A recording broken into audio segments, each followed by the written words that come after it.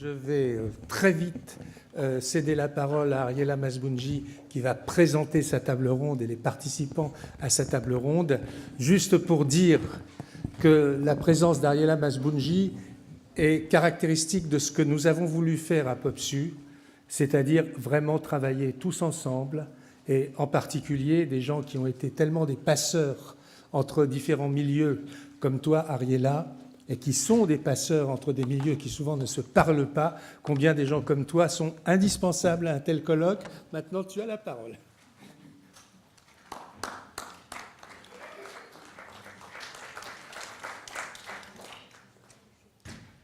Merci Alain, mais cette table ronde est surtout dédiée aux élus, donc j'aimerais qu'ils nous rejoignent en tribune, donc Johanna Roland et Charles Piquet.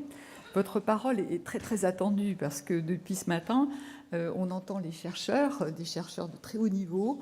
On a eu la chance qu'Alain Bourdin fasse une synthèse des travaux du POPSU et définisse ce que sont les métropoles. D'ailleurs, je vais vous interpeller là-dessus pour voir si vous vous reconnaissez dans sa description. On a eu la chance aussi d'avoir deux conférenciers américains de très haut niveau. Donc, on a eu avec Saskia Sasken la description de ce que faisait le capital international à vos villes, à vos territoires, et ça va vous interpeller sur la manière dont vous pouvez agir dans ce contexte, vous, élus. Et on sait à quel point en France, les élus sont très importants, en Europe également. Moi, je ne connais pas de territoire qui bouge quand les élus ne sont pas engagés corps et âme, avec une vraie vision pour l'avenir et un courage d'agir. Donc, la finance vous interpelle, et Richard Sennett nous a aussi interpellés sur comment on fait, au fond, une bonne ville, une ville où les gens peuvent habiter ensemble, se fréquenter. Il a beaucoup insisté sur la perméabilité des espaces, sur l'importance d'avoir de la mixité dans les lieux de travail, dans les lieux de loisirs, plus que dans les lieux habités. Et il a également insisté sur le fait de faire une ville non finie, qui permet l'évolution, qui permet l'adaptation. Or, l'intervention des grands groupes privés sur vos villes vous interpelle à cet égard, puisqu'ils vous fabriquent des morceaux de villes tout faits qui ne peuvent pas bouger et qui sont des barrières selon son.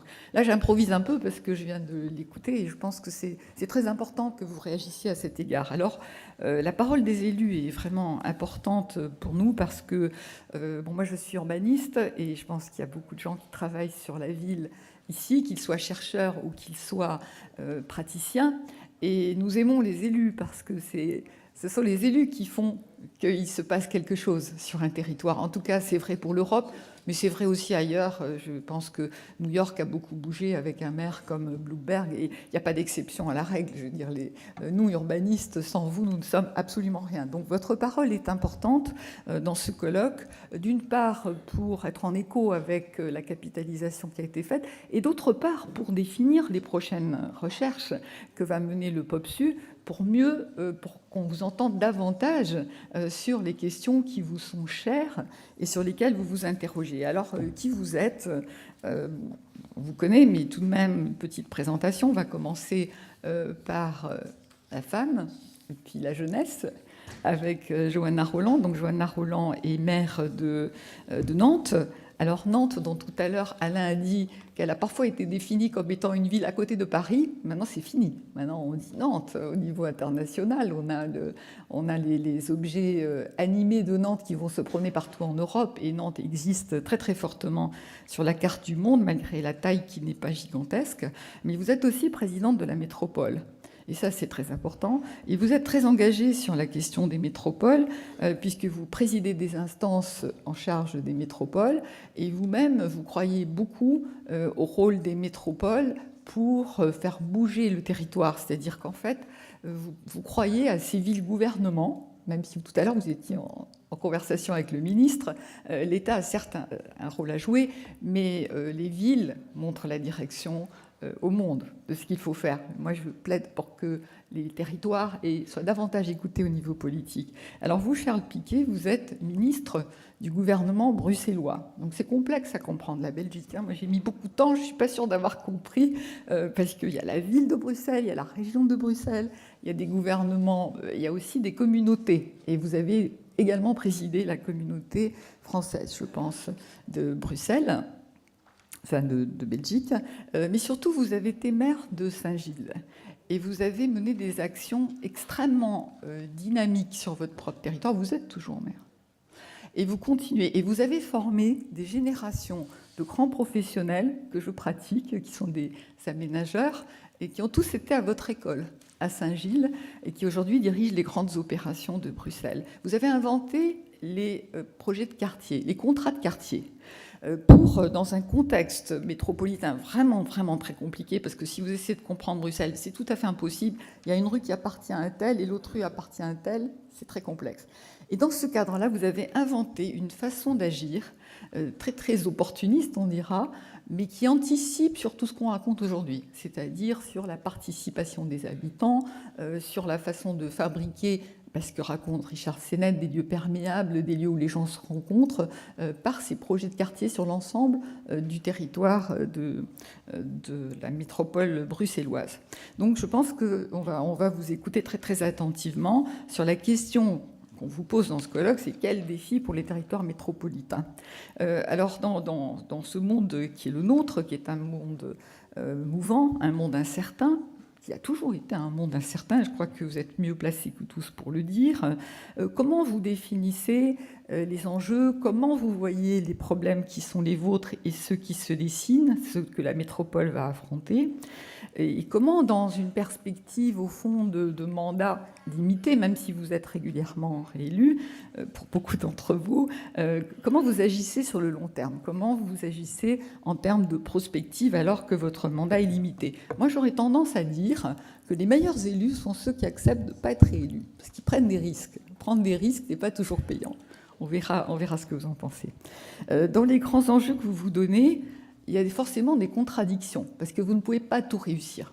Vous ne pouvez pas à la fois guider votre ville et être complètement à l'écoute des citoyens. Je pense que Johanna Roland, qui aujourd'hui lance beaucoup de démarches participatives et de bottom-up à la manière des pays anglo-saxons, est confrontée à ça. C'est-à-dire que ce que nous disent les habitants, quels habitants, ce n'est pas toujours conforme à ce que vous pensez, vous, et les édiles, et les professionnels, ce qu'il faut faire pour la métropole. Donc je vais raccourcir mon introduction pour quand même vous alerter aussi sur un sujet qui nous préoccupe beaucoup ici, c'est l'articulation entre vos métropoles et ce qui se passe au-delà de la métropole. On a observé, en particulier en France, qu'on a la chance d'avoir maintenant des gouvernements métropolitains. Mais justement, les territoires les plus vertueux, je ne vais pas vous citer vous, mais je cite Rennes. Rennes est un territoire extraordinairement... C'est les patrons de la planification. C'est ceux qui ont maîtrisé leur territoire depuis une cinquantaine d'années. Eh bien, au-delà de la métropole, c'est le territoire le plus étalé en France, le plus étalé. C'est le cas aussi de la métropole lyonnaise. C'est-à-dire, plus vous maîtrisez vos territoires, plus les mécanismes se déroulent au-delà. Donc, en particulier, je sais que pour le territoire bruxellois est très étalé, malgré vos politiques urbaines. Et sur la question de Nantes-Saint-Nazaire et la métropole de l'Estuaire, vous avez les mêmes problématiques, puisque finalement, les lieux habités se rencontrent presque entre le bassin de vie de Nantes et celui de Rennes, alors que vous êtes tous les deux très vertueux.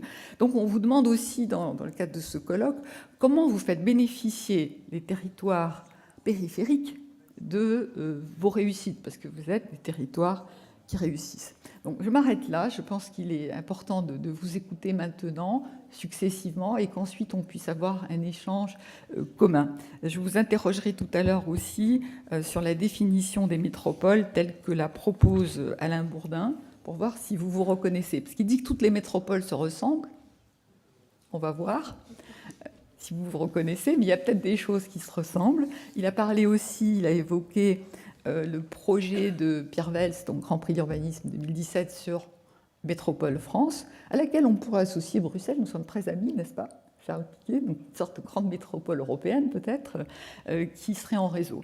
Donc je reviendrai sur cette question de la métropole, mais d'abord Johanna Roland.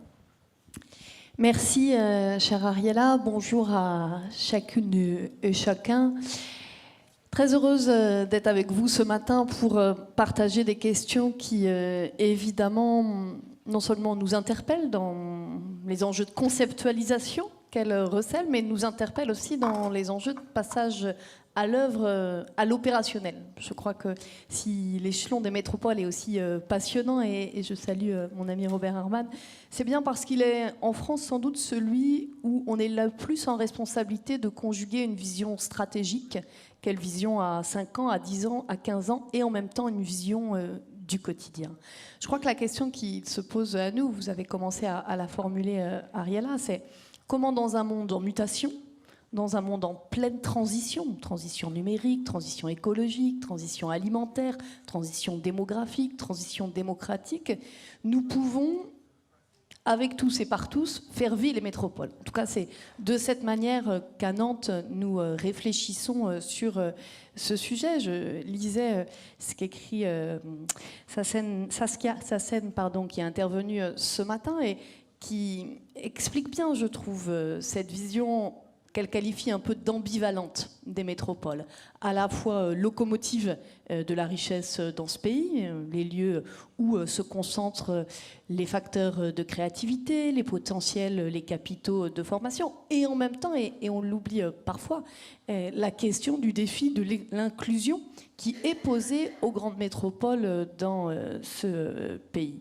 Dans ce monde en transition, évidemment, il y a une forme de montée des incertitudes. Et je voudrais en dire un mot parce que je crois qu'elle pèse dans la manière dont on doit penser l'urbanité aujourd'hui, penser les territoires et penser effectivement cette voie des territoires dans une France qui reste parfois quand même de tradition un peu jacobine, un peu centralisatrice, et où je crois que la capacité qu'on va avoir à changer de modèle, à changer de paradigme et à accepter les initiatives bottom-up et considérer que nos territoires sont aussi des laboratoires d'expérimentation et d'innovation peut être utile, pas simplement à l'échelle locale, mais à l'échelle nationale.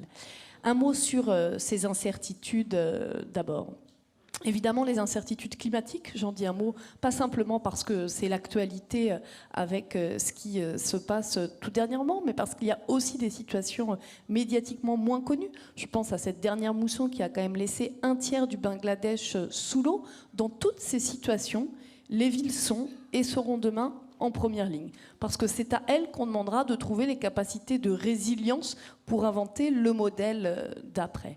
Je pense évidemment aux incertitudes économiques. On sent bien que là aussi, on est à l'aube d'un nouveau modèle, que le modèle construit sur la croissance permanente et un modèle industriel dominant est aujourd'hui évidemment réinterrogé. Je pense, pour ne pas être trop longue, évidemment aux incertitudes géopolitiques et comment nos grands centres urbains, avec y compris les menaces d'attentats partout dans le monde, se trouvent confrontés à ce double défi de la sécurité et de garder cette conception d'ouverture qui fait qu'on est ville. Parce qu'une ville, une métropole, c'est pour moi d'abord un territoire ouvert et un territoire qui inclut, mais ça ne se décrète pas, il ne suffit pas de le décider, encore faut-il le mettre en œuvre. Alors pour le mettre en œuvre, moi j'avais envie ce matin peut-être de partager avec vous 5 défis, parce que je crois que nous sommes tous en recherche sur ces sujets et que c'est important que nous puissions partager nos réponses, mais aussi nos questions. 5 défis qui nous aident à structurer la manière dont, à Nantes, on essaie de penser la ville, de penser la métropole.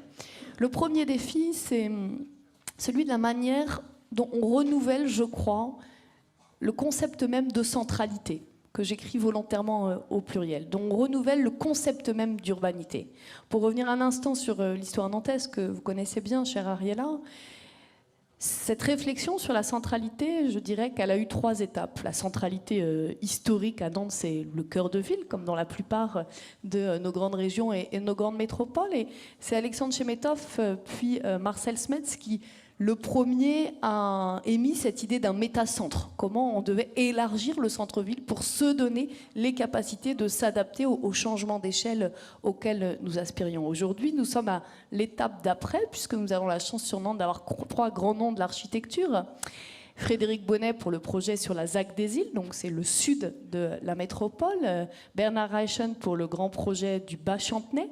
Et puis Jacqueline aussi, puisque pour la première fois, nous avons fait le choix de confier pour le projet de l'île de Nantes, qui est un de nos très beaux projets nantais, à une équipe conduite par une paysagiste, et j'y reviendrai parce que c'est un vrai choix politique, un vrai choix stratégique. Ces 3 grands projets, ils vont dessiner demain le cœur de la métropole qui, pour la première fois, se retourne vers la Loire.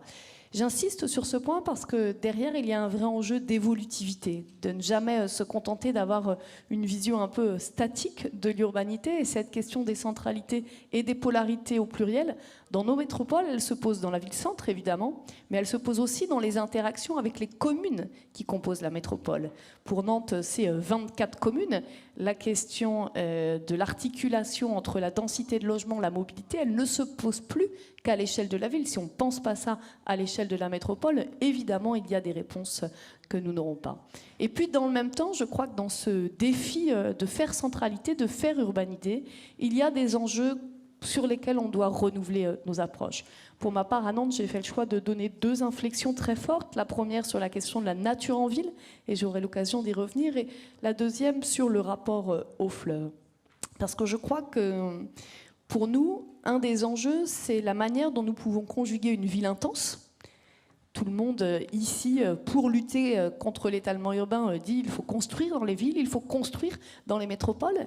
Mais si on veut pas simplement faciliter l'acceptabilité par les citoyens, parce que chaque maire ici présent sait que de la théorie à la pratique, ce n'est pas si simple, mais aussi cultiver la dimension qualitative, je crois que notre exigence sur le qualitatif de l'espace public, de la construction de logements, mais aussi de la place donnée dans la nature en ville, dans l'ensemble de ces grands projets urbains, peut être un élément déterminant. Le deuxième défi que j'ai envie de partager avec vous, et c'est pour ça que j'évoquais la nature en ville, c'est celui de la transition écologique. Après le retrait de Donald Trump des accords signés à Paris, on a vu un mouvement des villes partout dans le monde. Des villes qui ont dit, eh bien, en quelque sorte, excusez-moi cette expression un peu directe, on entre en résistance. Et on ne compte pas se laisser imposer par une puissance étatique, ce qui serait un recul en arrière absolument formidable. Ce n'est pas simplement une vue de l'esprit, mais une réalité très concrète, puisque je rappelle qu'à horizon 2050, 80% des habitants habiteront dans les villes, et qu'en parallèle, 70% des émissions de gaz à effet de serre sont dans les villes. Donc là, on est bien dans cet enjeu des gouvernements métropolitains, et que les villes comme la mienne, mais bien d'autres qui font le pari de la nature en ville, ne le font pas simplement dans une dimension esthétique, ne le font pas simplement dans une dimension d'une douceur de vivre qu'on cherche les uns et les autres à cultiver, mais en revendiquant, en se mettant en situation de dire le passage de la théorie à l'action des accords de la COP21 signés à Paris, c'est d'abord dans la capacité des métropoles à mettre en mouvement ces enjeux de transition écologique au travers des projets, au travers de la manière même dont on est aujourd'hui en train de faire évoluer nos projets urbains. Le troisième défi que j'ai envie de partager pour lancer la discussion, c'est celui du renouvellement de la manière de faire. Je l'ai évoqué en introduction, pour moi le sujet de la métropole, c'est la métropole avec tous et par tous. Avec tous, d'abord, moi je mets un point d'honneur à ce que dans ma ville, on mette autant d'engagement dans notre grand projet d'Île de Nantes, autant d'ambition dans ce projet que dans le grand projet global de Bellevue ou dans le grand projet global de Nantes-Nord, qui sont 2 opérations en rue, pour reprendre une opération et un langage usité. Quand, dans l'île de Nantes, on dit qu'on cultive 25% de logement social, mais aussi de l'abordable, mais aussi des logements pour les familles, alors on ne se résout pas à ce qui est parfois une réalité, parfois une caricature, un centre de métropole qui se boboise avec tous les enjeux de gentrification que les uns et les autres on connaît. Est-ce que c'est une réalité? Oui. Est-ce que c'est une fatalité? Absolument pas. Il y a bien derrière des choix politiques, des choix stratégiques et les leviers qu'on se donne pour avancer sur ces sujets. Alors ça, c'était pour la métropole avec tous et par tous. Le par tous, c'est la question de logique plus collaborative. Vous l'avez dit, je suis effectivement extrêmement attachée à cette idée que le renouvellement d'une manière de faire passe par notre capacité à associer les citoyens et les habitants. Le corollaire, c'est l'exigence sur la manière dont on le fait. Moi, j'assume dans ma ville qu'on ne met pas tout au débat. On ne met pas tout au débat, d'abord parce que le suffrage universel nous a confié la mission de fixer le cap. Donc le cap d'une ville, le cap d'une métropole, il n'est pas mis au débat. Par contre, je crois qu'on a un enjeu partagé à ce que le chemin qu'on va usiter pour arriver à ce cap puisse être partagé par le plus grand nombre. C'est un vrai changement de posture pour tout le monde, pour les élus, pour les techniciens qui nous accompagnent, mais aussi pour les habitants. Parce que ce n'est pas du tout la même chose de venir à une réunion publique et de dire au maire « je veux ça ». Est-ce que la réponse est oui ou est-ce que la réponse est non? On est alors dans une logique d'offre et de demande, que de se mettre dans l'inscription d'un processus de délibération collective qui produit de l'intérêt général. Alors je crois qu'on peut de ce point de vue continuer à innover sur le choix de la nouvelle équipe pour l'île de Nantes. Pour la première fois, nous avons été jusqu'à proposer au groupe, au panel de citoyens d'être présents dans le jury final. Il y avait donc ce regard croisé d'experts de très haut niveau, de services de la ville et de la métropole, des élus que nous sommes, mais aussi des citoyens. Et je peux vous garantir que le croisement des regards d'usage et des regards d'expertise a été absolument fécond. Et dans le même temps, je crois que la ville collaborative, c'est aussi celle qu'on construit sur les projets à partir des usages. Je crois qu'une de nos questions demain, c'est est-ce qu'on part des questions d'infrastructure ou est-ce qu'on part des questions des usages du quotidien? Je vais juste vous donner un exemple. On a construit un projet qu'on a appelé Nantes dans ma poche, qui a été récemment plusieurs fois primé sur l'innovation du service public, qui est une application personnalisée sur les services. Où a été l'innovation? D'abord, le fait qu'on a imposé à un très grand groupe français de construire cette application avec des startups et notamment des startups locales, en disant la transition numérique, elle fait levier. Elle fait croisement. C'était la première fois en France où ça se faisait. Autant vous dire que j'ai eu un petit peu de réticence. Tout ça ne se fait pas en claquant des doigts. Au final de l'histoire, ce grand groupe raconte aujourd'hui ce projet parce que la part de risque qu'il y a eu, la part d'audace, puisque la V0, comme on dit, nous l'avons tout de suite mis au grand public. Nous l'avons lancé en transparence, en assumant qu'on était sur un processus évolutif. Je donne cet exemple pour dire que pour moi, la ville collaborative, la métropole collaborative, c'est bien sûr dans les enjeux de planification ou de conception des projets urbains, mais c'est aussi dans tout ce qui ensuite fait projet, dans tout ce qui ensuite fait mouvement. Cela m'amène au quatrième défi que je voulais partager avec vous, puisque vous l'avez évoqué, cette dynamique, ce mouvement, au service de qui il est? Est-ce qu'il est uniquement au service de la métropole ou est-ce qu'il est au service des territoires, y compris périurbains et ruraux qui nous entourent? C'est ce que j'appelle le défi de la complémentarité, ou comment on essaye d'aller vers l'alliance des territoires. On est, je trouve, dans un moment en France où on oppose en permanence les territoires les uns aux autres, les territoires urbains aux territoires ruraux, ce qui d'abord repose quand même parfois sur des clichés. Moi, je connais plein de territoires ruraux extrêmement dynamiques, extrêmement créatifs, et je rappelle que dans nos métropoles, il y a aussi des poches de précarité. Donc cette vision un peu binaire du monde où il y aurait les heureux de la mondialisation d'un côté et les malheureux de la mondialisation de l'autre, je crois, n'est pas ancrée dans la République du réel que nous, on vit et on expérimente tous les jours. D'ailleurs, je vous invite à vous poser une question. Est-ce que vous croyez vraiment qu'il y a beaucoup de différences entre un adolescent d'un territoire rural éloigné et un adolescent d'un quartier populaire en difficulté dans le rapport à la promesse républicaine? Je crois qu'en règle générale, ils sont très proches, ils sont dans le doute de la capacité d'émancipation, dans le doute de la capacité d'inclusion, justement, de nos territoires. Alors, concrètement, comment on fait pour travailler sur cette notion d'alliance? D'abord, on prend des projets qui font levier. Je voudrais en citer un. Nantes a le plus grand mine en France après Rungis. Nous sommes en train de déplacer ce mine. Eh bien, nous avons décidé de faire de ce transfert un levier pour un projet alimentaire territorial. J'étais, avant de vous rejoindre, effectivement aux États généraux de l'alimentation, où je co-préside un atelier sur l'alimentation et les territoires. Eh bien, on voit dans les expressions des uns et des autres autour de la table comment il y a quasiment dans tous les territoires français des initiatives qu'il faut faire remonter au plus haut niveau, mais en se disant comment à un moment donné on dépasse le stade de l'expérimentation pour aller vers le changement d'échelle. Donc la première réponse sur l'alliance des territoires, c'est des projets qui nous permettent de faire levier. Et puis c'est un choix aussi. On en parle souvent à France Urbaine avec les collègues présidents de métropole. C'est vrai que ça n'a pas toujours été une préoccupation des métropoles, il faut le dire. Il y a de ce point de vue une évolution, un renouvellement du logiciel de pensée. Est-ce que mon sujet, c'est d'avoir une métropole qui est forte, qui est puissante, ou est-ce qu'il y a un sujet de durabilité de soutenabilité et finalement des intérêts qui deviennent gagnant-gagnant. Je crois que les évolutions du monde, les mutations du monde, les transitions que nous évoquions au début nous amènent de fait à repenser les liens ruraux-urbains. Parce que si on ne prend que la transition écologique et la transition alimentaire, par exemple, tout de suite on voit que les interactions entre les territoires urbains et les territoires ruraux doivent être pensées différemment.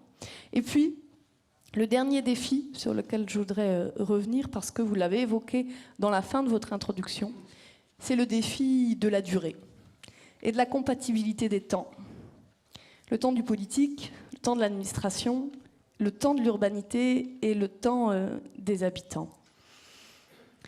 À Nantes, nous avons la chance d'avoir aujourd'hui un potentiel, j'ai évoqué les 3 grands projets, de 200 hectares à l'intérieur du périphérique. C'est un potentiel absolument exceptionnel aujourd'hui à l'échelle du pays et même au-delà. Et dans le même temps, nous avons cette vigilance à ne pas nous précipiter. Pas nous précipiter parce qu'il y a une part de la construction urbaine qui se fait dans le temps si on ne veut pas qu'elle soit artificielle.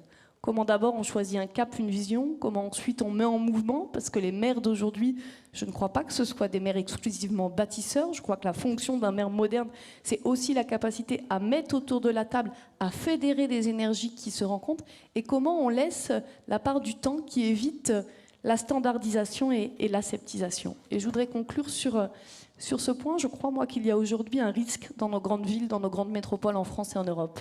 Ce serait d'avoir des villes où tout se ressemble. Des villes, des métropoles où on habiterait pareil, où on consommerait pareil, et où même ceux qui se sont mis à la mode des parcs, si je veux faire ma propre autocritique, auraient finalement les mêmes jardins et les mêmes parcs. Et je crois que la question qui se pose à nous collectivement, c'est comment on se met en mouvement pour refuser cette standardisation. Je crois que ça passe par plusieurs éléments de réponse. D'abord, vraiment par cette conception des territoires. Je crois, moi, que nos territoires ruraux et urbains, ils ne s'empilent pas comme des briques de couleurs qui viendraient s'empiler les unes sur les autres, mais c'est plutôt une palette où les couleurs ont vocation à se fondre ensemble pour dessiner un tableau. Je crois que lutter contre la standardisation, c'est faire des vrais choix de stratégies de différenciation. J'en cite un pour ma ville. À Nantes, nous avons fait le choix de la culture. C'est l'histoire nantaise de la belle endormie qui se réveille dans les années 90. Et cette histoire des créatifs nantais aujourd'hui, elle se renouvelle, elle se construit avec un croisement d'acteurs. Quand je lance un projet comme celui de l'Arbre Héron, qui va finalement être la rencontre entre 2 artistes, un grand architecte, je l'ai dit, Bernard Reichen, et de grands paysagistes qui nous accompagnent sur le jardin extraordinaire qui l'accompagnera, alors oui, on fait le choix de la singularité. On fait le choix de refuser cette standardisation qui ferait qu'ensuite tout se ressemble. Pour cela, il y a les grands projets emblématiques, médiatiques, comme celui que je viens de citer. Et puis, il y a tous les enjeux du quotidien.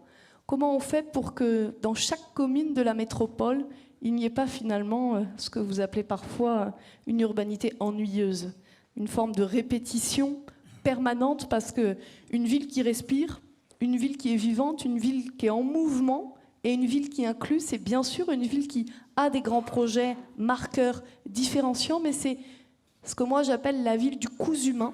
Cette ville où dans chaque projet, sur chaque parcelle, on met l'ambition d'être attentif à ce qui fait la différence dans la vie de tous les jours. Parce que je crois que l'enjeu du gouvernement des métropoles, c'est de toujours tenir l'ambition de la place des métropoles à l'échelle nationale comme moteur du pays et en même temps du quotidien. Et je vais terminer par une toute petite anecdote qui illustre, je crois, cela.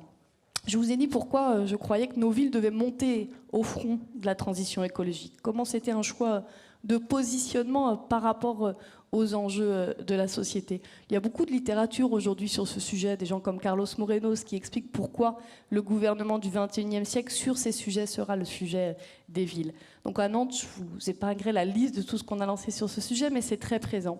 Et puis avant l'été, dans les jours où il faisait très chaud, je vois une petite dame qui avait pas loin de 80 ans qui me dit « Madame le maire, vous avez intérêt à continuer à nous laisser des arbres dans notre ville parce que moi, avec ma copine, j'ai eu trop chaud depuis 3 jours et dans mon quartier, j'ai recherché un arbre. » Est-ce que cette dame avait intégré que Nantes était pionnière et précurseur sur la social écologie et que la nature en ville était un des marqueurs du projet de territoire? Bien évidemment que non. Est-ce que par contre, pour moi comme maire, c'était extrêmement intéressant de sentir que le vécu de cette dame, avec un vrai sujet qui va devenir croissant dans les dernières années, rencontrait le cap stratégique qu'on s'était fixé? Oui, ça l'est parce que ça nous conforte parfois dans certaines intuitions et qu'en même temps, ça nous incite à aller toujours plus loin. Merci. Merci Johanna. Avant d'échanger avec Charles Piquet, je voulais d'une part apporter peut-être mon propre regard sur le fait que Nantes est une ville permissive, c'est-à-dire que sur la question de la culture, votre prédécesseur, Jean-Marc Ayrault, en a fait une ville accueillante, c'est-à-dire les initiatives étaient bienvenues. Et la troupe royale de luxe n'avait pas été accueillie à Toulouse, elle a été accueillie à Nantes. Et on voit bien que ce critère de Richard Florida, c'est-à-dire la ville permissive, se retrouve bien dans ces métropoles qui cherchent leur propre identité. Mais d'un autre côté, vous nous avez quand même, malgré quelques bémols, dressé un tableau extrêmement souriant. Tout va bien. On sait que Nantes est intéressante et on sait que Nantes se lance dans beaucoup de projets et poursuit son chemin. Mais tout n'est pas rose. Il y a tout de même...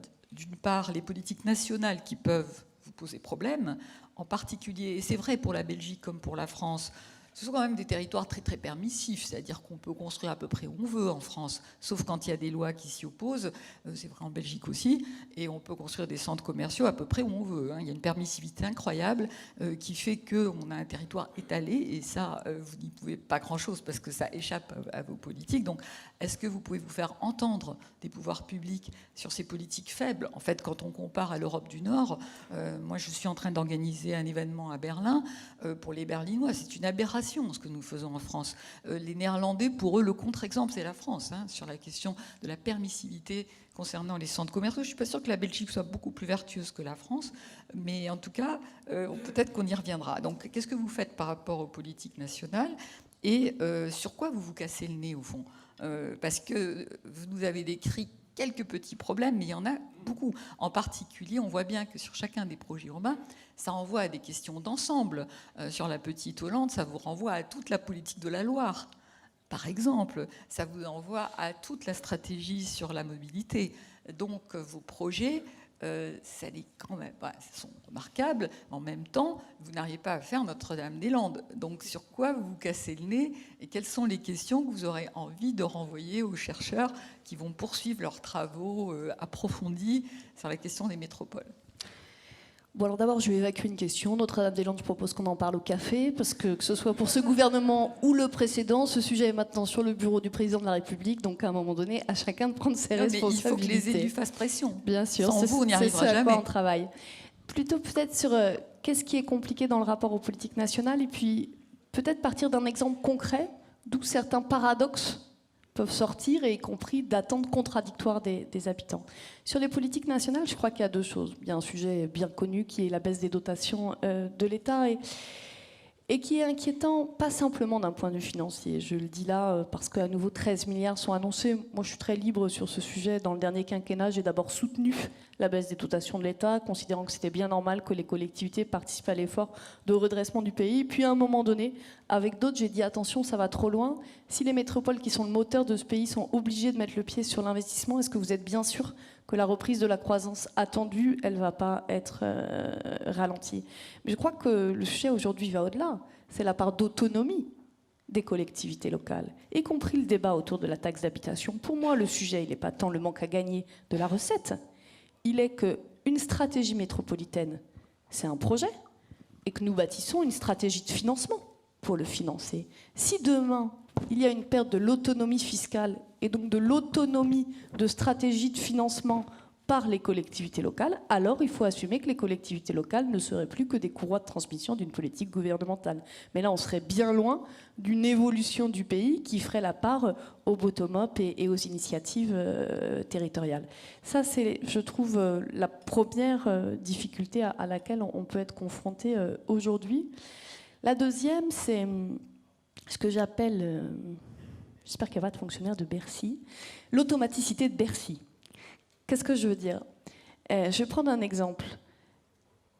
Aujourd'hui, entre un maire qui veut refaire sa mairie pour des mauvaises raisons, parfois on le fait pour des bonnes raisons, mais imaginons que c'est pour des mauvaises raisons, et un maire qui lance un grand projet urbain, qui va être créateur d'emplois, qui va être créateur de culture, qui va être un accélérateur de la transition énergétique, le rapport entre l'État et les collectivités, et le rapport notamment financier, n'est pas capable de différencier un investissement productif, un investissement créatif et un investissement qui ne l'est pas. On est dans une logique très binaire, dans une logique de réglementation, d'aseptisation qui empêche de voir la part du qualitatif. Je le dis parce que ce que je veux souligner par là, c'est que les enjeux ne sont pas que financiers. Bien sûr qu'il y a des enjeux économiques, mais ça va au-delà. C'est vraiment la capacité à favoriser des allers-retours qui laissent une part de souplesse et d'initiative. L'exemple que je voulais prendre pour évoquer les contradictions auxquelles on peut être confronté, j'ai lancé récemment le lancement d'un projet sur fait de commerce. On est dans le centre-ville de Nantes. Confié ce projet à Jacqueline Hosty. Et inclus dans ce grand projet, il y a une petite parcelle qui s'appelle chez nous le Square Fleuriot de l'Angle, sur lequel nous avons décidé d'accueillir une grande enseigne commerciale. Pour quelle raison ? Pour ce que vous avez commencé à évoquer sur la Petite Hollande. Nantes, comme beaucoup de grandes métropoles, est aujourd'hui confrontée à ce déséquilibre entre le commerce de centre-ville et le commerce de périphérique. Donc dans notre cap, dans notre vision, dans ce que nous ne mettons pas au débat, parce qu'on considère que ça fait partie de notre responsabilité, on se fixe comme priorité de rééquilibrer le commerce du centre-ville et le commerce de périphérie. Et donc on dit on va se concentrer sur le centre-ville. Dans notre cap, dans notre vision, on se dit que la destinée de la place de la Petite Hollande, c'est pas d'accueillir un nouveau grand centre commercial comme certains ont pu l'imaginer il y a quelques années, mais de redonner cette place à la Loire, à la nature et d'en faire un élément du projet urbain. Et donc on écarte l'hypothèse d'un grand centre commercial sur la Petite Hollande. Alors on n'a plus beaucoup d'options. Si on veut renforcer le centre-ville, on ouvre quelques poches à des nouveaux commerces. Et on utilise ce square Fleuriot, qui en réalité marche très mal depuis des années, mais sur lequel effectivement il y a une vieille fontaine qui est cassée depuis à peu près 17 ans, et puis des arbres qui ne sont pas particulièrement en bonne situation. Et bien malgré ça, quand on lance le projet, on se retrouve confronté à une opposition d'habitants légitime, hein, certains, j'allais dire, sincères, parce qu'il y a un décalage entre la vision du projet Fleuriot de Jangle et la vision du projet dans son ensemble. Je crois que ça interroge deux choses, la pédagogie qu'on est capable de faire sur nos projets, mais aussi l'ingénierie de la participation. J'insiste sur ce point parce que je crois qu'il y a une vraie question de formation en France sur ces sujets. Moi, je considère que la coproduction des projets dans la 6e métropole française, ça ne s'improvise pas. On ne met pas 20 personnes autour du table, on fait coller 3 post-it de couleur et on a fait de la concertation, du dialogue citoyen. Non, ça c'est de la démagogie et de l'instrumentalisation citoyenne. Faire du dialogue citoyen de qualité en se disant qu'on assume que chacun va venir avec son point de vue individuel, mais que l'objectif c'est de parvenir petit à petit à constituer de l'intérêt général et que quand il n'y a pas consensus, alors oui, c'est le rôle de l'élu d'arbitrer et de prendre décision. Ça nécessite une vraie ingénierie. Et là encore, pas que des moyens, mais des professionnels formés. Et je crois que sur les enjeux de projets urbains, ça peut être une nécessité pour l'avenir de continuer à travailler. Merci Johanna. Nous allons aller en Belgique maintenant avec Charles Piquet. Et donc votre action est très connue en France, faut que vous en ayez conscience. Les contrats de quartier ont inspiré beaucoup de politiques publiques en France. Et on sait que vous êtes toujours aux commandes dans un pays assez mouvant, complexe, et en charge donc des destinées d'une métropole terriblement complexe qui a une image européenne majeure à laquelle on tient beaucoup. Donc à vous. Voilà, d'abord merci pour cette invitation. Je voudrais vous dire qu'on affuble la Belgique souvent de l'étiquette surréaliste, qu'en matière institutionnelle, ça n'est pas tout à fait vrai, alors que vous pourriez penser que c'est le cas.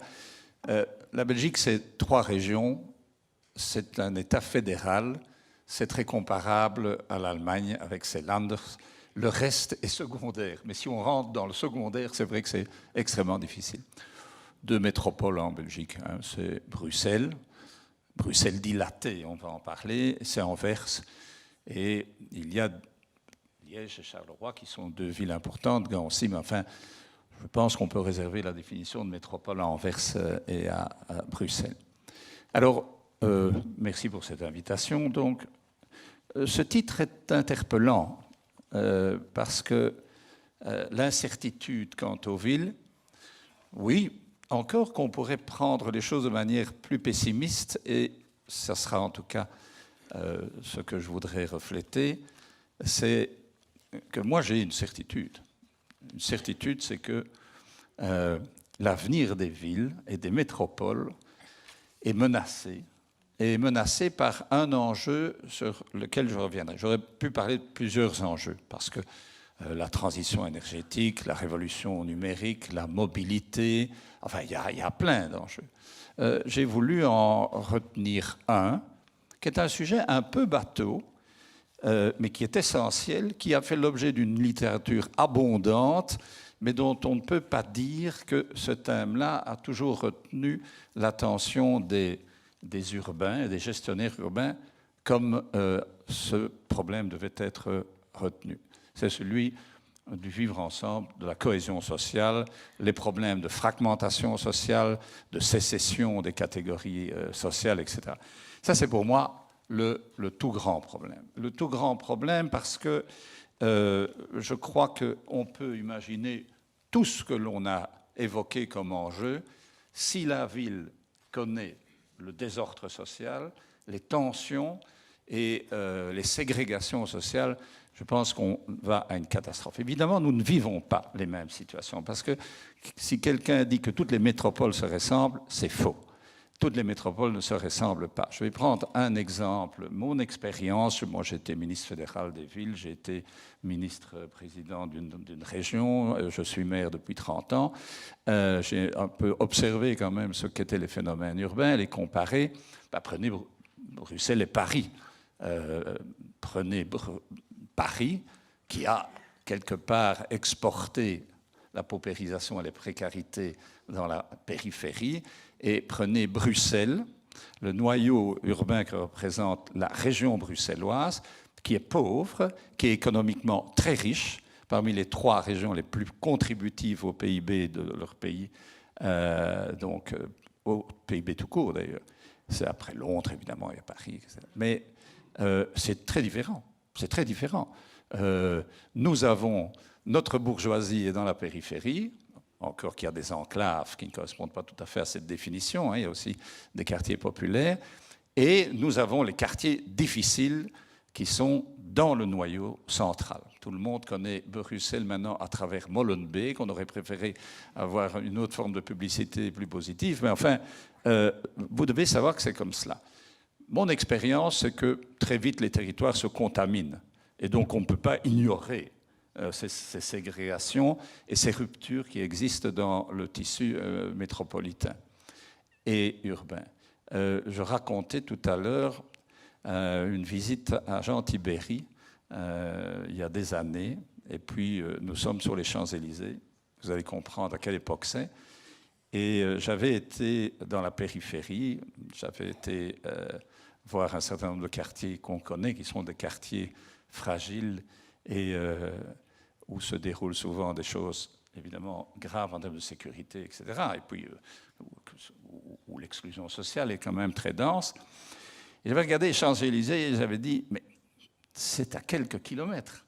Dit, un jour, vous aurez des problèmes liés au fait qu'il y a une telle concentration d'exclusion sociale dans la périphérie. Et c'était 1 an avant qu'on ne brûle les premières voitures sur les Champs-Élysées. Alors, les collaborateurs de Jean-Tibéry m'avaient regardé en disant « ils sont là-bas, ils sont vite venus dans le centre ». Et donc la cohésion sociale est pour moi vraiment un sujet majeur. Je voudrais vous remercier aussi d'avoir mis l'accent sur la rencontre entre les gestionnaires urbains et les chercheurs. Ça, c'est un problème sur lequel on pourra peut-être revenir tantôt, en révélant, en ce qui me concerne, les champs de recherche que je voudrais encourager. Et je pense que c'est une des raisons aussi de ce colloque. Tout le monde a parlé du rôle irremplaçable des villes, rôle irremplaçable comme levier économique, comme incubateur de l'économie de territoires plus larges, etc. Nous savons ça. Les villes qui sont aussi souvent, c'est donc pas moins le cas de Paris, mais qui sont des espaces et des territoires qui ont une immense responsabilité de ce que j'appelle le recyclage de la pauvreté produite par la mondialisation et produite par les flux migratoires de la mondialisation. Savez-vous, par exemple, qu'un tiers des migrants, et c'est les primo-arrivants, qui arrivent en Belgique, un tiers reste dans le noyau urbain que représente la région bruxelloise. Un tiers. Je dis de notre ville qu'elle est une machine extraordinaire à recycler de la pauvreté. Et donc, à un moment donné, c'est nous qui assumons le premier contact et le premier choc de tout ce qui est le défi de l'insertion sociale, culturelle, socio-professionnelle, etc. Après, il se produit un effet de dispersion, mais il est quand même assez limité. Alors, quand j'ai dit que la cohésion sociale retenait toute mon attention, je dois évidemment approfondir un peu le sujet. On parle aussi de priorité, parce qu'il y a tous les enjeux, mais il y a des priorités, et on parle aussi de degré d'urgence. Alors la transition énergétique, elle est évidemment dans les enjeux, vous l'avez dit vous-même, et on pourrait en souhaiter d'autres, mais ce qui se passe aujourd'hui dans le tissu social des villes exige de mener des politiques qui soient des politiques du vivre ensemble, du faire ensemble. Je sais que c'est des mots bateaux, c'est fondamental. Qu'est-ce qu'il faut pour ça? Moi, j'ai toujours retenu mes 5 formules.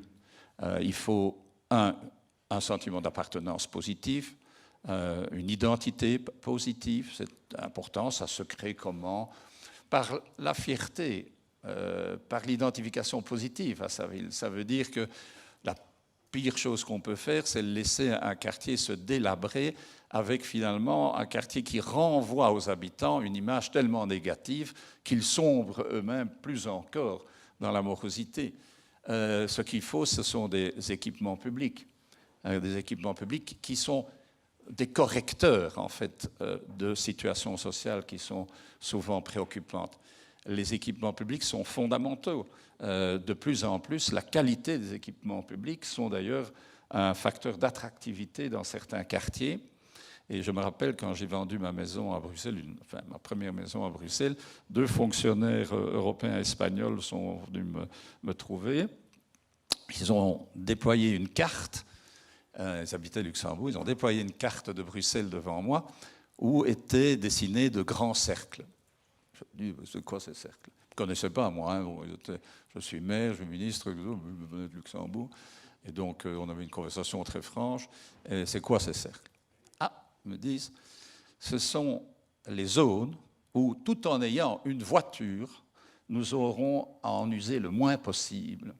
Et où ils avaient fait la liste des équipements qui se trouvaient à proximité de leur futur domicile et où ils trouvaient satisfaction, école, crèche, piscine, parce qu'il avait un problème de rhumatisme, etc. Tout ça, bon. Et étonnamment, à 32 ans ou 33 ans, ils avaient constaté qu'il y avait 2 hôpitaux à moins de 2 km. Je n'aurais jamais pensé acheter une maison à 35 ans en comptabilisant le nombre d'hôpitaux à proximité, du moins parce que j'étais sain peut-être, mais eux aussi avaient l'air en bonne santé. Mais donc les équipements sont importants, et ils sont importants pour corriger les dérives de certaines inégalités sociales. L'hôpital, je connais la situation en France, hein, elle n'est pas tout à fait la même qu'en Belgique. L'hôpital est un extraordinaire instrument de cohésion sociale et d'identification positive à l'autorité. C'est certain, c'est certain. Je dis souvent, dans les quartiers populaires de Bruxelles, il y avait 2 instruments, 2 outils de cohésion, c'était la paroisse et c'était l'hôpital. Mais donc, c'est une boutade, mais la cohésion sociale passe évidemment par une offre d'équipements efficace. Je pense aussi que nous devons débattre, si il y a encore lieu de le faire, de l'objectif de mixité sociale et culturelle. Alors là, je relisais encore il y a quelques semaines pour un séminaire dans une école universitaire, je lisais encore un numéro de la documentation française consacré exclusivement à la mixité sociale. Je lisais ça, je ne dis pas que j'avais la haine, hein, parce que je sais me contrôler, mais quand je voyais certains nier l'intérêt de la mixité sociale et culturelle, on peut parler aussi des risques de la mixité sociale et culturelle voulue par un projet qui ne prend pas en compte les gens qui vont peut-être subir les effets négatifs du retour de la classe moyenne et de la mixité. Mais m'entendre dire que l'homogénéité d'une population sur un territoire finit, de par la communauté d'identité, finit par produire des solidarités au bénéfice de la population, ça c'est l'élu qui dit, ça c'est des blagues. Je ne veux pas entendre ce genre de discours, et c'est ça qui fait parfois, je dirais, le problème du dialogue difficile entre le chercheur en sociologie et l'élu. Mais enfin, passons. Toujours dit que la mixité sociale et culturelle, elle est indispensable. Vous savez, je peux prendre des exemples. Nous avions dans ma municipalité, nous avions des écoles il y a 25 ans qui étaient fréquentées par des élèves et par des parents donc issus de classes sociales populaires. Et on avait des auditoires quand on faisait des journées pédagogiques qui étaient des journées pédagogiques extrêmement ennuyeuses parce que le public avait une passivité extraordinaire. L'autorité descendait dans l'école, il y avait peu, le niveau d'éducation des parents était faible, le niveau d'exigence était faible. Et le projet commun, la définition d'une pédagogie qui puisse convenir aux parents et puisse être menée par les enseignants n'était même pas évoqué.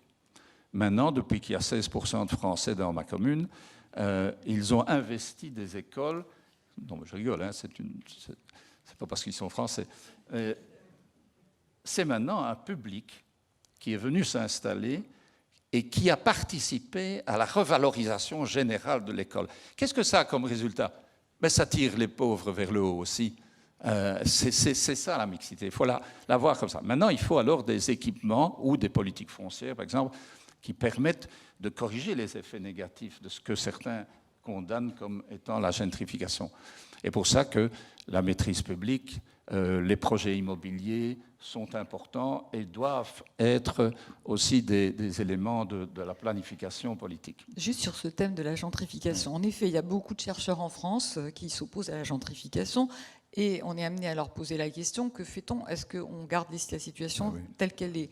Donc, quel est votre message en direction de la recherche sur ce thème? Parce que nous avons beaucoup effectivement, de chercheurs engagés contre, ce qui peut se comprendre, mais comment on agit pour en même temps faire évoluer la ville, la rendre attractive, la rendre acceptable, tout en luttant contre les excès de non-mixité, à votre avis, et en fonction de ce que vous faites? C'est là que je voulais vous dire, dans les sujets, dans les champs de recherche que l'on sollicite parfois, je crois qu'il manque, en tout cas je parle pour la Belgique, il manque souvent des études qui sont de véritables évaluations des expérimentations menées, des politiques qui ont été menées. Donc ce champ de la recherche évaluative est important et c'est vrai pour le défi de la mixité. C'est vrai par exemple pour un autre sujet, puisque vous intervenez sur les champs de recherche. Nous sommes pour la ville compacte. Moi je suis pour la ville compacte. Eh bien, et la ville compacte doit être récompensée. Ça veut dire que dans les systèmes d'attribution financiers, je pense qu'il faut pouvoir mesurer quel est l'avantage de la ville compacte. On en parle. Il reste un travail de mesure à faire de ce qui justifierait alors un encouragement par d'autres niveaux de pouvoir de cette volonté de voir des villes compactes. Alors, je voulais vous dire aussi une des erreurs... Vous aviez un 5e point ? Oui. Une des erreurs que nous avons commises, parce qu'il faut aussi reconnaître les erreurs que nous commettons, c'est qu'à partir du moment où on a décidé de rénover les quartiers, de les mixer, d'attirer de nouvelles populations, d'en même temps offrir des logements à caractère social pour ceux qui étaient là et pouvaient subir le préjudice d'une revalorisation immobilière de ces quartiers, nous avons oublié une chose dont la littérature est friande maintenant aussi comme sujet, c'est l'ascenseur social individuel. Et ça, c'est fondamental parce qu'à un moment donné, vous vous retrouvez avec une fontaine, des arbres, un beau pavement, vous vous retrouvez avec des bons équipements, etc. Les écoles participent à l'ascenseur social, ça c'est d'accord. Vous avez une salle de sport extraordinairement performante et tout ça. Mais l'ascenseur social, tout le débat de l'émancipation et de l'autonomie de l'individu, et donc de sa mobilité, parce que lui, quitte parfois alors un quartier qui est un quartier en déshérence, parce que son revenu lui permet de s'installer autre part. Donc il y a une mobilité sociale qui est ainsi encouragée dans ce sens-là aussi. Eh bien, ça a parfois manqué. Donc nous remettons maintenant l'accent sur le parcours d'insertion socio-professionnelle des individus.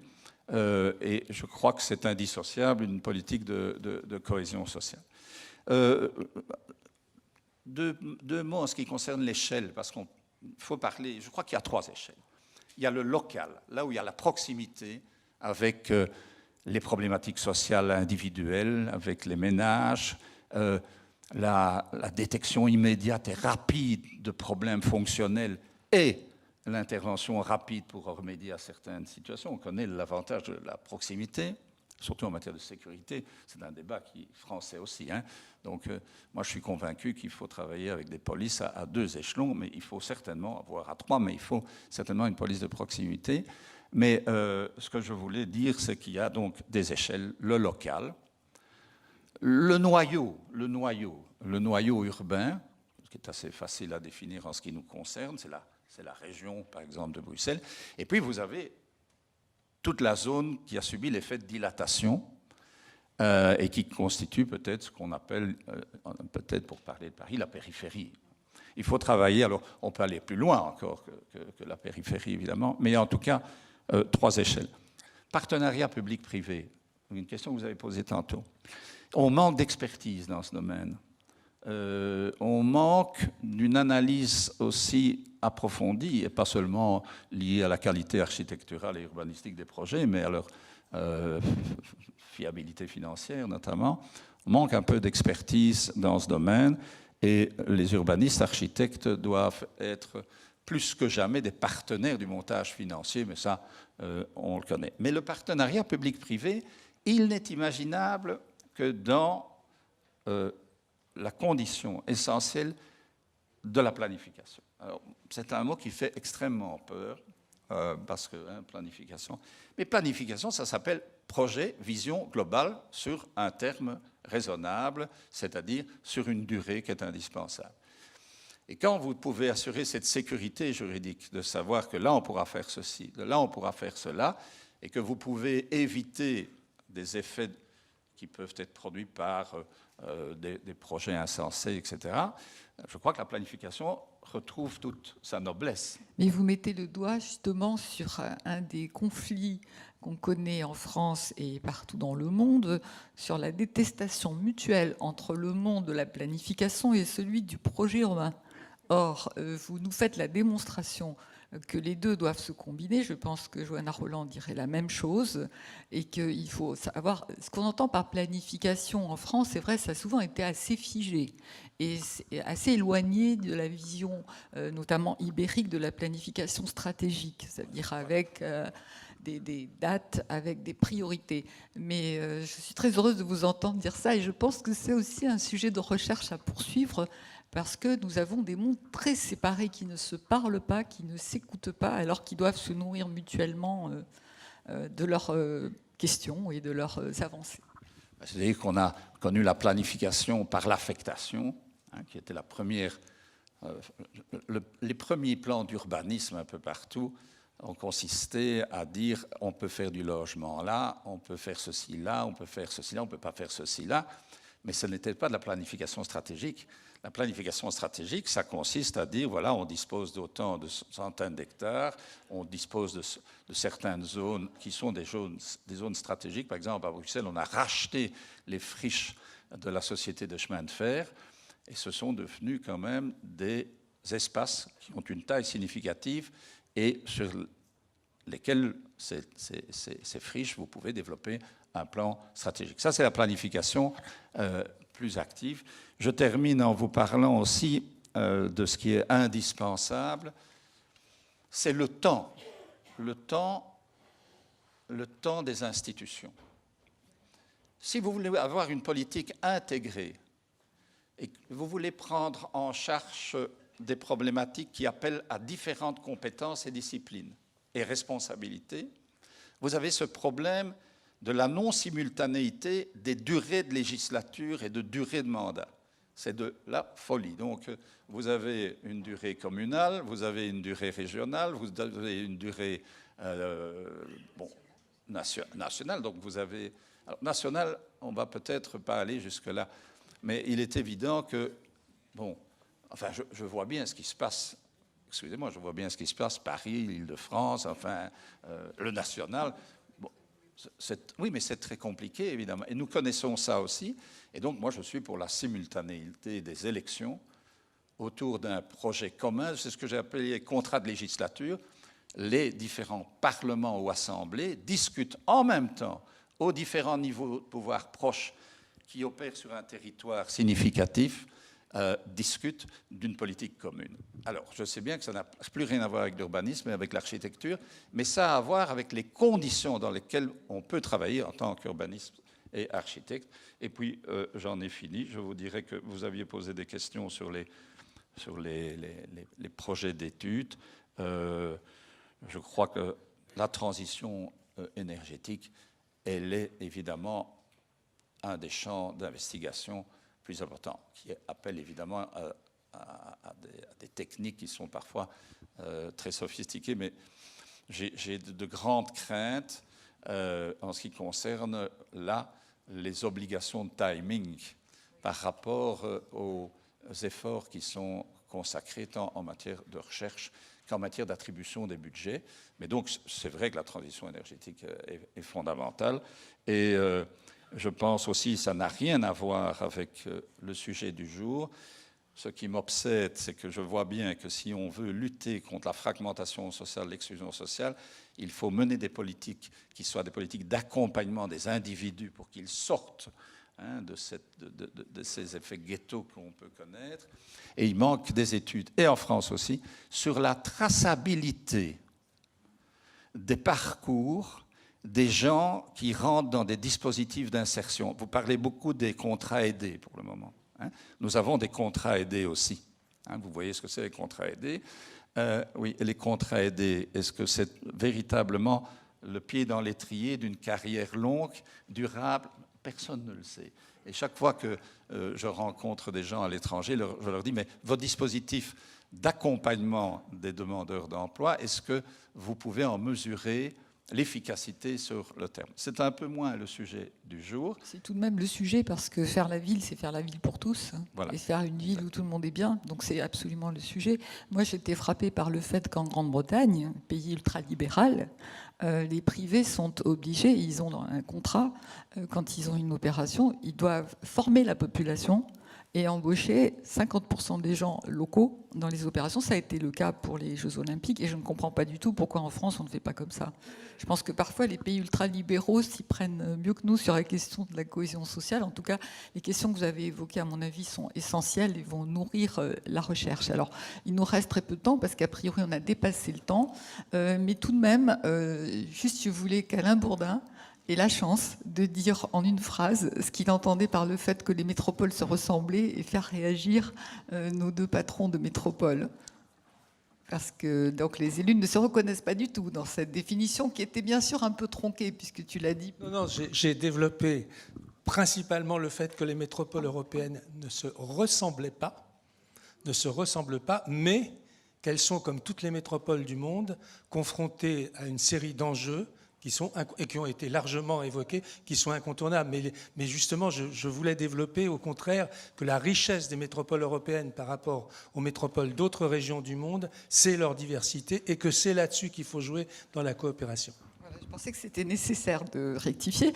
Alors, juste pour terminer, j'aimerais que vous réagissiez chacun au propos de l'autre. Qu'est-ce que ça vous a évoqué ? Et en quoi c'est en consonance ou en dissonance avec vos propres engagements ou vos propres actions? Johanna. Je vais réagir peut-être sur un registre plus sensible et instinctif, si vous me le permettez. Moi, j'ai été très frappée par ce que vous avez dit sur votre refus total d'un discours qui pourrait être de dire finalement l'homogénéité sociale dans une ville pourrait être constructif. Parce que je crois que sur ces sujets, il y a les enjeux intellectuels, les enjeux de conception, et puis il y a les lignes rouges qu'on met. Et je crois que ces lignes rouges de conviction, je me permettrai de les appeler comme ça, elles sont extrêmement importantes. Ça, c'est la première chose sur laquelle j'ai réagi. La deuxième, c'est ce que vous avez dit sur la question des migrants et est-ce que ça impacte, et je dis le mot à dessein, dans votre ville. Vous l'aurez compris, moi je suis pour une vision d'une ville inclusive, ouverte. Et je crois qu'on doit prendre conscience du niveau de certaines villes européennes. J'ai présidé pendant un petit moment Eurocities, qui est ce réseau de 130 villes européennes.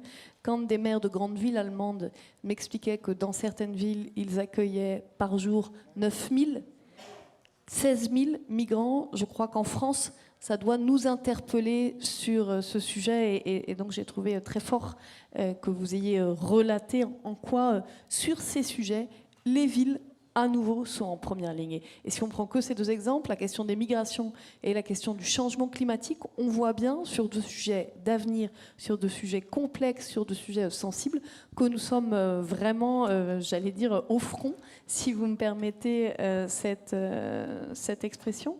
Et puis un dernier mot, et ça me donnera l'occasion de lancer une petite invitation à la salle, si vous le permettez, Ariella. J'ai été très intéressée par ce que vous avez évoqué sur... finalement, de manière très accessible, la proximité, le noyau et la périphérie. Je trouve que c'est une manière de formaliser effectivement la question des échelles de territoire qui est très intéressante. À Nantes, on travaille évidemment sur ces différentes échelles, l'échelle du quartier, l'échelle de la ville, l'échelle de la métropole, mais aussi l'échelle de Nantes-Saint-Nazaire, du pôle Nantes-Saint-Nazaire, et l'échelle du pôle Loire-Bretagne, Nantes, Rennes, Brest, Saint-Nazaire, Angers. Donc j'en profite pour lancer une invitation à la salle le 20 octobre à Nantes pour un colloque sur l'alliance des territoires. Nous avons fait le choix justement de mettre au cœur de nos débats cette question des interactions entre les territoires urbains, périurbains et ruraux et du rôle particulier du renouvellement de l'approche que les métropoles devront porter. J'y accueillerai avec beaucoup de plaisir Robert Herman et d'autres élus, mais aussi un certain nombre d'acteurs, puisque la volonté de ce colloque, ça a été de donner la parole à des élus, mais aussi à des acteurs économiques, des acteurs du monde de la santé, considérant que le territoire de projet n'est pas toujours le territoire institutionnel et que la capacité des métropoles à être agiles, c'est aussi parfois de sortir des logiques administratives pour toujours privilégier la logique de projet. Merci Johanna. Charles Piquet, comment vous réagissez à dire quelque chose de très gentil. Je veux dire que ce qui m'a réjoui dans vos propos, c'est qu'on voit bien que vous avez intégré justement cet intérêt pour les 3 ou 4 échelles, on peut définir ça comme on veut. Parce qu'enfin, et je voudrais terminer simplement là-dessus, l'élu, le gestionnaire urbain, doit avoir à la fois un extraordinaire sens du concret et il doit aussi avoir une vision, il doit avoir une culture urbaine et il doit pouvoir dépasser les micro-enjeux, les micro-défis. Et voilà, vous avez eu une approche qui était plutôt macro-territorialisée, c'est bien, on va au-delà du précaré, du quartier, etc. Et en même temps, vous avez cité des exemples d'espaces publics très précis, etc. Et je crois que c'est ça qui est important. Et je conclurai en disant, vive la politique. Moi, ça fait longtemps que j'en fais. Vive la politique. Il est temps que l'on suscite des vocations en politique. Il faut cesser de décourager de faire de la politique. Il faut qu'on renoue avec l'enthousiasme des petits projets qui deviennent aussi des parties de plus grands projets avec une vision plus vaste. Il faut donc nourrir la culture du citoyen en matière d'enjeux urbains et faire venir à nous, je peux en parler plus que vous parce que je suis évidemment moins jeune que vous, mais essayons de susciter des vocations. Une des craintes, c'est qu'aujourd'hui, le désamour pour la classe politique fasse une victime, c'est l'intérêt général et ça, la gestion des villes, parce que c'est certainement dans les villes que faire de la politique s'avère le plus difficile et exigeant beaucoup d'opiniâtreté, de patience, de dialogue, surtout. Et ça, je crois qu'il faut en convaincre les élus. Quand les élus encouragent l'implication citoyenne, ils ont l'impression qu'ils se dépossèdent d'un pouvoir. Ce n'est pas vrai. ils légitiment leur pouvoir parce qu'ils sont au-dessus du citoyen, parce qu'ils leur ont donné la parole et ont eu justement l'intelligence de les impliquer dans des processus. Et donc, voilà, pour faire de la politique, il faut un certain nombre de qualités. Ça n'est peut-être pas toujours durable, une carrière politique, mais en tout cas, il faut susciter ces vocations politiques parce que je suis sûr que ce seront les villes qui feront les frais d'une réduction de qualité du travail fourni par les élus. Merci infiniment. Johanna Rolland et Charles Piquet ont proposé de magnifiques conclusions à ce débat. Je pense que les chercheurs dans la salle vont faire leur miel de tout ce qui a été dit ici et qui va continuer à se dire cet après-midi et demain matin et demain après-midi. En tout cas, j'étais très heureuse d'animer ce débat et très heureuse de votre engagement et de votre parler vrai à tous les deux qui, je crois, a touché tout le monde et puis je vous en félicite. Merci encore et continuez.